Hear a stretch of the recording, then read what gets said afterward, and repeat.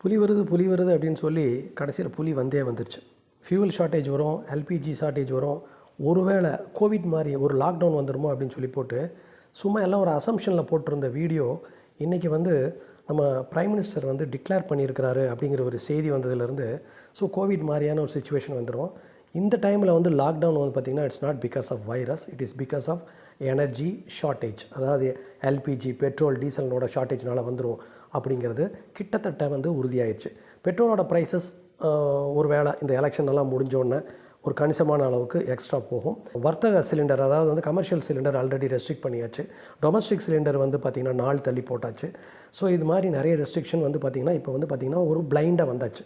Clamp down அப்படிங்கிறது எப்படி இருக்கும் அப்படின்னு எல்லோரும் நம்ம கெஸ் பண்ணலாம். அப்படின்னா பஸ்ஸு லிமிட்டட் பஸ் ஓட்டுவாங்க. ஏன்னா பஸ் ஓட்டாமல் இருக்க முடியாது. பப்ளிக் டிரான்ஸ்போர்ட் அப்படிங்கிறது லிமிட்டடாக இருக்கும், லிமிட்டட் டைமில் தான் இருக்கும். கார் பார்த்திங்கன்னா வாரத்தில் இத்தனை நாள் தான் கார் இருக்கும்.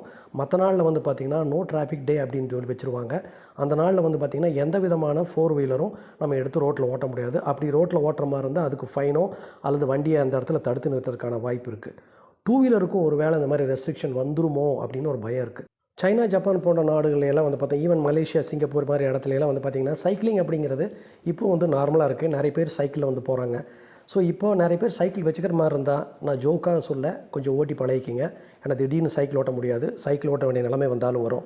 சைக்கிள் வரலைன்னா இப்போயே கூட சைக்கிள் வாங்கி வச்சுக்கோங்க. இதுவும் ஜோக்கில், இதுவும் ஒரு நன்மைக்காகத்தான் எல்லோரும் சொல்கிறோம். ஆல்மோஸ்ட் எல்லாருமே ஒர்க் ஃப்ரம் ஹோம் அப்படிங்கிற கல்ச்சர் வரப்போகுது அப்படிங்கிறதும் ஆல்மோஸ்ட் ஒரு புரிதலில் வந்தாச்சு. நிறைய பேர் ஆஃபீஸில் இல்லாமல் வீட்டில் உட்காந்து இந்த ஐடி ஊழியர் மாதிரி மற்றவங்க எல்லாமே இந்த வீட்டில் உட்காந்து ஒர்க் பண்ணுற சூழ்நிலை வந்துடும் போல் இருக்குது. எசென்ஷியல் செக்டர் இருக்கும். அதாவது petrol bunk, ambulance, milk, gas, hospital, மற்ற கவர்மெண்ட் செக்டரில் இருக்கவங்க எல்லாத்துக்கும் இதில் ஒரு சில விலக்குகள் அளிச்சாகணும். ஏன்னா அவங்கெல்லாம் ஒர்க் ஃப்ரம் ஹோமில் பண்ண முடியாது. இதையெல்லாம் நம்ம கஷ்டம் பண்ணிக்கணும். இதை நம்ம எதிர்ப்பு தெரிவித்து பிரயோஜனமே இல்லை. எங்கேயோ நடக்கிற சண்டைனால நம்ம பாதிக்கப்பட்டாச்சு. இன்னும் நல்லா பாதிக்கப்படுறதுக்கு முன்னாடி சில முன்னெடுப்பு நடவடிக்கையாக கவர்மெண்ட் எடுக்குது. இதனால் கட்சி பேதம் இல்லாமல் வேறு எதையும் இந்த லீடர் அந்த லீடர்னெல்லாம் பார்க்காம ஆஸ் எ இண்டியன் சிட்டிசன் நம்ம இந்த விஷயத்தை ஏற்றுக்கிட்டு இந்த சூழ்நிலையை எல்லாருக்காகவும் நம்ம பகிர்ந்து நம்ம நடத்தி செல்லக்கூடிய விஷயம் வேணும். ஏன்னா கோவிடில் யோசனை பண்ணி பாருங்கள், யாரோட தப்பும் இல்லாமல் நம்ம ரொம்ப ரொம்ப சஃபர் ஆனோம்.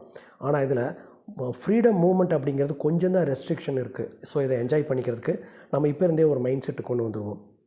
மறுபடியும் இது மாதிரி ஒரு நல்ல அப்டேட்டில் உங்களை சந்திக்கும் வரை பாய்.